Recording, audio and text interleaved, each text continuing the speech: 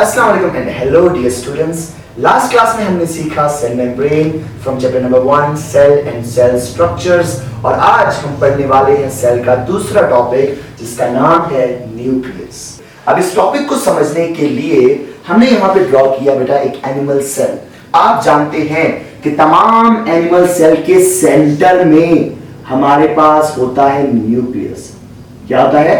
Nucleus. क्या होता है? न्यूक्लियस। Very good. अब अगर आप न्यूक्लियस को सीखना चाहते हैं तो न्यूक्लियस को सीखने के लिए सबसे पहले आपको इसके मतलब को सीखना जरूरी है। याद रखना बेटा, वर्ड न्यूक्लियस एक, याद रखिएगा, वर्ड न्यूक्लियस एक ग्रीक या लैटिन वर्ड से निकला है और ये वर्ड है नट, और नट का मतलब होता है, we all know, that is central part. इसका मतलब क्या बेटा कि nucleus is taken from a word nut, जिसका मतलब है सेंट्रल पार्ट, यानी न्यूक्लियस सेंटर का हिस्सा है।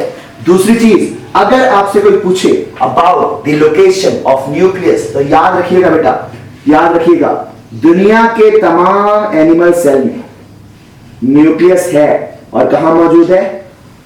सेंटर में। Very good. लेकिन बॉडी के दो ऐसे एनिमल सेल्स हैं जिनमें न्यूक्लियस मौजूद नहीं है, और हम जानते हैं उसमें से पहले सेल का नाम है आरबीसी यानी red blood cell. Red blood cell में कोई न्यूक्लियस मौजूद नहीं है। उसके बाद उसका दूसरा सेल है, उसका नाम है platelets. So RBC and platelets have no nucleus.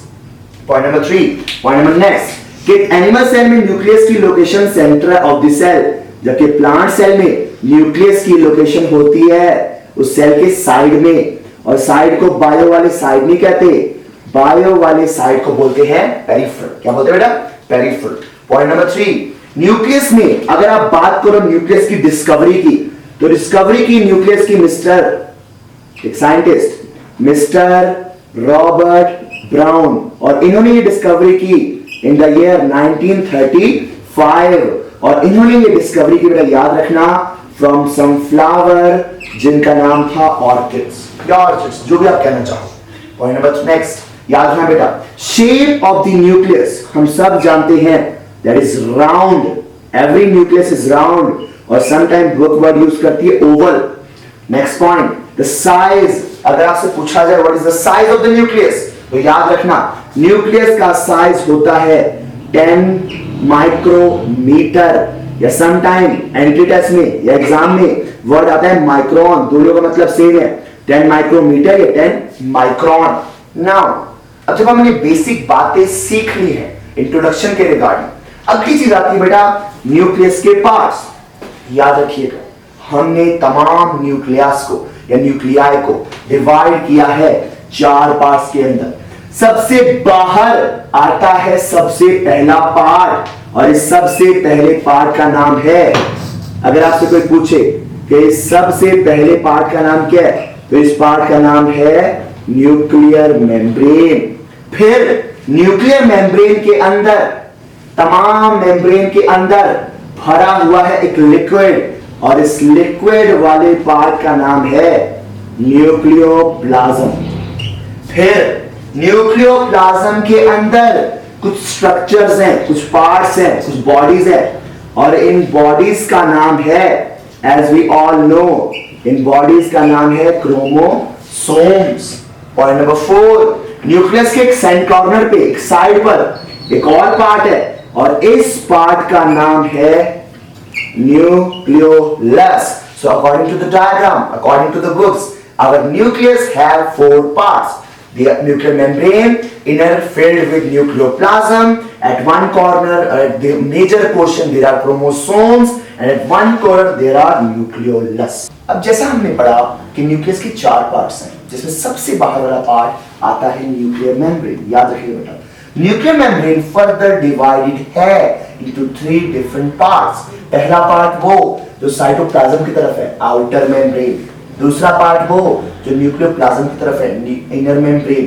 और तीसरा पार्ट वो जो आउटर और इनर के दरमियान में है, जिसे हम कहते हैं बेटा inter membranes space. Inter mean between, membranes mean membranes, और स्पेस मीन खाली जगह। याद रखिएगा, तो सबसे पहला part that is outer membrane, दूसरा पार्ट जिसका नाम है inner membrane, very good.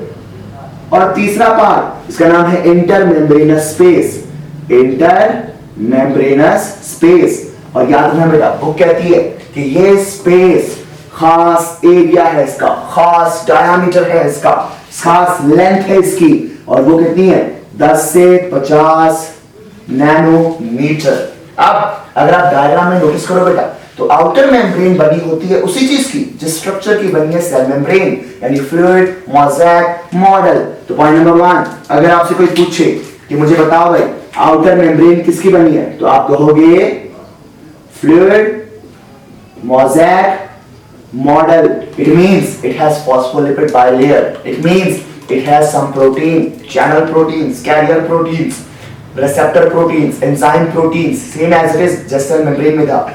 Then one new thing जो cell membrane में नहीं है, याद रखिएगा बेटा, जैसे कि आपने फर्स्ट डायग्राम में नोटिस किया कि न्यूक्लियस की आउटर मेम्ब्रेन के अंदर there is another part, और इस another part का नाम है राइबोसोम।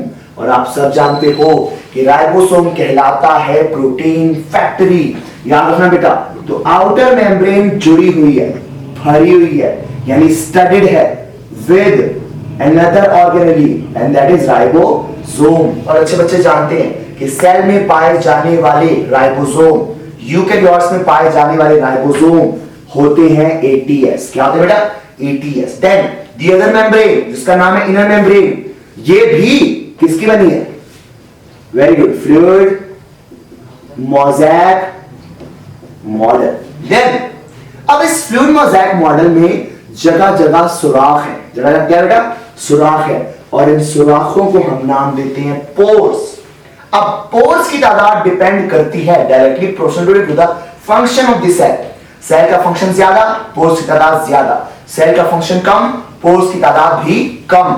फॉर एग्जांपल, जिस सेल ने खुद कोई प्रोटीन्स नहीं बनानी, जिसके न्यूक्लियस ने प्रोटीन्स नहीं बनवानी, फॉर एग्जांपल जिसमें न्यूक्लियस है ही नहीं है, यंग में है ओल्ड में नहीं है, आरबीसी, तो आरबीसी में होते हैं 3 से 4 पोर्स पर सेल, और एक सेल जिसके न्यूक्लियस से सबसे ज्यादा काम करने, फॉर एग्जांपल उस सेल का नाम है एग, जिसे बायो में हम नाम देते हैं ओवम।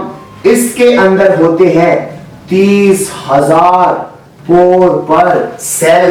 पर अगर आप नोटिस करो बेटा, तो ये पोर्स खाली नहीं है, यहां कुछ प्रोटीन्स हैं, और उन प्रोटीन चैनल्स को आप नाम दोगे पोरिन। क्या नाम दोगे बेटा? पोरिन। पोरिन फर्दर 2 टाइप्स के, कुछ पोरिन्स ऐसी जिसमें साइटोप्लाज्म से चीज आएगी न्यूक्लियोप्लाज्म के अंदर, कुछ पोरिन्स ऐसी जिसमें चीज न्यूक्लियोप्लाज्म से क्रॉस करके जाएगी साइटोप्लाज्म में। अगर चीज बाहर से अंदर आ रही है, नहीं, अगर चीज अंदर से बाहर जा रही है तो इसे नाम दोगे एक्सपोरिन, यानी ऐसी पोरिन जो एक्सटर्नल ट्रांसपोर्ट करे। अगर चीज बाहर से अंदर आ रही है तो इसे हम नाम दें इनपोरिन, जो कि इंटरनल ट्रांसपोर्ट करे। Second part that is nucleoplasm. Point number 1, nucleoplasm की नेचर कैसी है बेटा? याद रखिएगा कि न्यूक्लियोप्लाज्म कोई सॉलिड या गैस पार्ट नहीं है, ये लिक्विड पार्ट है। कौन सा है? Liquid part.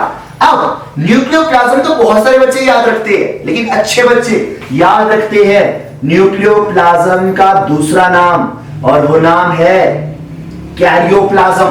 Cairo means nucleus. इसका तीसरा नाम है न्यूक्लियर मैट्रिक्स।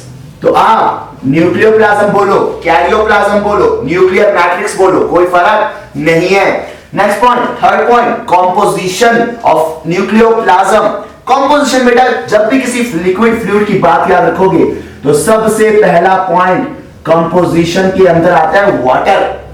अगर आप कंपोजिशन देखो, जहां वाटर है तो वहां क्या मौजूद होंगे? आयंस। अब आयंस आप जानते हो, sodium, potassium, chloride, magnesium, calcium, different ions है। कंपोजिशन में पॉइंट नंबर 3 आते हैं, क्या मौजूद है अंदर? डीएनए। कंपोजिशन में क्या मौजूद है अंदर? आरएनए। कंपोजिशन में मौजूद है अंदर पाए जाने वाले एंजाइम्स, और ये वो एंजाइम होंगे जो डीएनए की रेप्लिकेशन करवाएंगे, ये वो एंजाइम होंगे जो डीएनए से आरएनए बनवाएंगे यानी ट्रांसक्रिप्शन करवाएंगे। याद रखना बेटा। Function, what is the function of nucleoplasm? तो याद रखना point number 1, it is store of nucleus, यानी यहां पर न्यूक्लियस की बहुत सारी प्रोडक्ट्स होंगी। Point number 2, it is a site for DNA replication. Point number 3, it is a site for transcription. अब अच्छे बच्चे जानते हैं रेप्लिकेशन मीन डीएनए से डीएनए बनना, ट्रांसक्रिप्शन मीन डीएनए से आरएनए बनना। न्यूक्लियोप्लाज्म के बाद आता है point number 3, that is chromosomes. Point number 1, chromosome निकला है दो वर्ड से, chromo mean colourful, soma mean body, तो कलरफुल बॉडीज। तो क्या ये बात ठीक है? नहीं बेटा, याद रखना इन एक्चुअल तमाम क्रोमोसोम कैसे होते हैं? कलरलेस। अब इन कलरलेस क्रोमोसोम्स को डिस्कवर करने वाले साइंटिस्ट का नाम था, आप सब जानते हैं, उनका नाम था मिस्टर वॉल्टर फ्लेमिंग, और इन्होंने डिस्कवर किया साल 1886 के अंदर। फिर डिस्कवरी के बाद जो वॉल्टर फ्लेमिंग ने की, नाम देने वाला साइंटिस्ट का नाम था मिस्टर वेल्डियर या वॉल्डियर। इन्होंने नाम दिया साल 1888 में, तो डिस्कवरी हुई 1886 में, नाम दिया 1888 में। देन जब ये क्रोमोसोम अपीयर होते हैं, हमें नजर आते हैं, तो इनका एक खास स्ट्रक्चर होगा, और इस स्ट्रक्चर में सबसे पहली चीज इनकी आर्म्स। याद रखिए बेटा, लेकिन आर्म्स तो आम बच्चे बोलेंगे, बायो वाले इन्हें नाम देंगे क्रोमैटिड्स। याद रखना कुछ क्रोमोसोम में 2 क्रोमैटिड्स होते हैं, कुछ में 1 होते हैं, कुछ में 4 होते हैं, हम इस डिस्कशन में नहीं जाएंगे। क्रोमैटिड बना होता है फर्दर, ये क्रोमैटिड, ये आर्म्स बनी होती हैं 2 पार्ट्स की। एक पार्ट है इसका DNA, that is the part of DNA, that the part is DNA, जिस पर आप जानते हो कौन सा चार्ज है? नेगेटिव। और एक पार्ट है इसका प्रोटीन, और उस प्रोटीन का नाम है हिस्टोन, जिस पर चार्ज कौन सा है बेटा? पॉजिटिव। याद रखिएगा। देन जब एक क्रोमोसोम की शेप आप देखते हैं, तो उस क्रोमोसोम में आपको सेंटर में एक पार्ट नजर आता है, एक दबा हुआ हिस्सा नजर आता है, और इस दबे हुए हिस्से को जो सेंटर में है, इसका नाम है प्राइमरी कॉन्स्ट्रिक्शन। क्या नाम बेटा? Primary constriction. और इस प्राइमरी कॉन्स्ट्रिक्शन के एरिया को जो सेंटर में है, आप नाम दोगे सेंट्रोमेयर। क्या नाम दोगे बेटा? सेंट्रोमेयर। जैसे क्रोमैटिड्स में डीएनए और हिस्टोन था, डीएनए पर नेगेटिव चार्ज, हिस्टोन पर पॉजिटिव, वैसे ही सेंट्रोमेयर बना है दो प्रोटीन्स, और वो दोनों प्रोटीन एक टाइप की हैं, यानी वो 2 प्रोटीन्स कौन सी हैं? 2 काइनेटोकोर प्रोटीन्स। कितनी बेटा? 2 काइनेटोकोर प्रोटीन्स, प्राइमरी कॉन्स्ट्रिक्शन। फिर कुछ डीएनए के अंदर प्राइमरी कॉन्स्ट्रिक्शन के अलावा there is another sort of other type of constriction जो नजर आ रही होगी आपको। ये कॉन्स्ट्रिक्शन होती है, याद रखिएगा बेटा, ये कॉन्स्ट्रिक्शन होती है सेकेंडरी कॉन्स्ट्रिक्शन। क्या नाम है इसका? Secondary constriction. याद रखिएगा बेटा। अब इसी क्रोमोसोम की सेकेंडरी और प्राइमरी कॉन्स्ट्रिक्शन और क्रोमैटिड्स पूरे होने के बाद हम बात करेंगे कि क्रोमोसोम की तादाद के बारे में। दुनिया के हर जानदार में क्रोमोसोम की तादाद फिक्स है, जो कभी भी चेंज नहीं होगी। याद रखिएगा। For example, we have a fungi named mucor, 2 है। We have a organism that is pea plant, 14 है। अनियन में 16 है। मेज में 20 है। इंसानों में 46 है। पोटैटो में 48 है। शुगर केन में 80 है। याद रखिए बेटा। इसके बाद एक जानदार जो आप सबके लिए बोनस पॉइंट है, फ्रॉग में पाए जाते हैं 26 क्रोमोसोम्स। वेरी गुड बेटा। सामने यहां तक बात हुई क्रोमोसोम।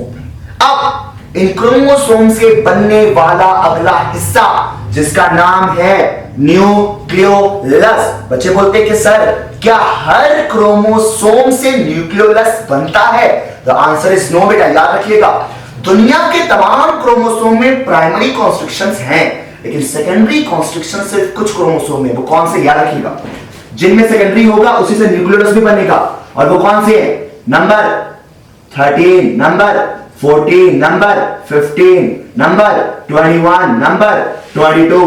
तो ये 13, 14, 15, 21, 22 क्रोमोसोम से, इन्हीं क्रोमोसोम से याद रखिए बेटा क्या बनता है हमारे पास एक पार्ट, और इस पार्ट का नाम है न्यूक्लियोलस। ये न्यूक्लियोलस होता क्या है? ये chromosome primary constriction, chromatid, secondary constriction, open होगा डीएनए और बनाएगा एक हिस्सा, और इस हिस्से का नाम क्या बेटा? न्यूक्लियोलस। अब न्यूक्लियोलस कितने हो सकते हैं? या तो 1 हो सकता है, या तो उससे ज्यादा हो सकते हैं। अगली बात, अगर आपसे कोई पूछे कि न्यूक्लियस की शेप कैसी है, तो आप नाम लोगे न्यूक्लियस की तरह, ओवल है, राउंड है।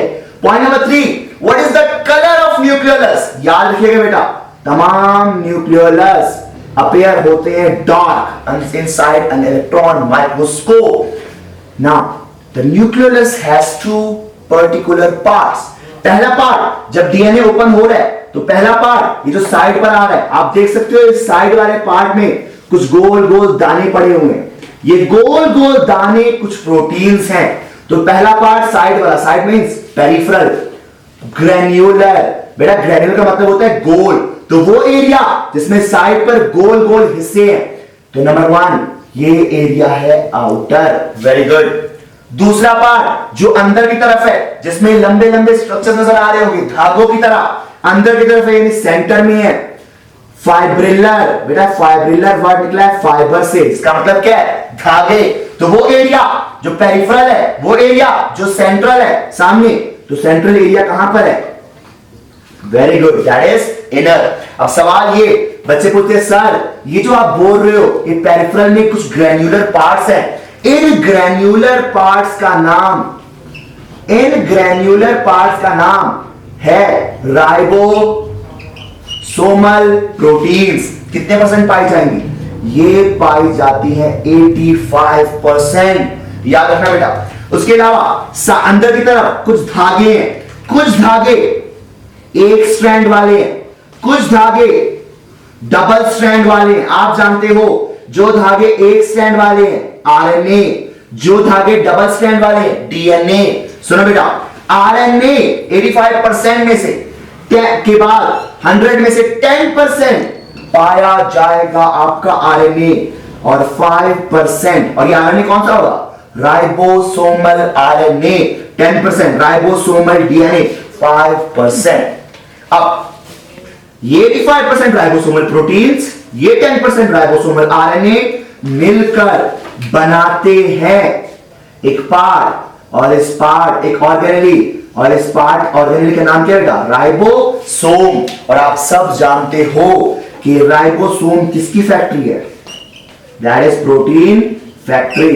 तो बेटा सिंपल सी बात है, the factory of ribosome nucleus, the factory of protein ribosome, the factory of ribosome nucleus, the factory of protein is ribosomes.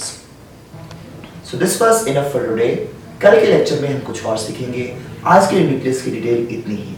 आप जो कोई सवाल हो न्यूक्लियस के रिगार्डिंग आप जरूर बेटा कमेंट बॉक्स में पूछ सकते हैं। तब तक आप चैनल को सब्सक्राइब करें और दूसरी वीडियोस एंजॉय करें।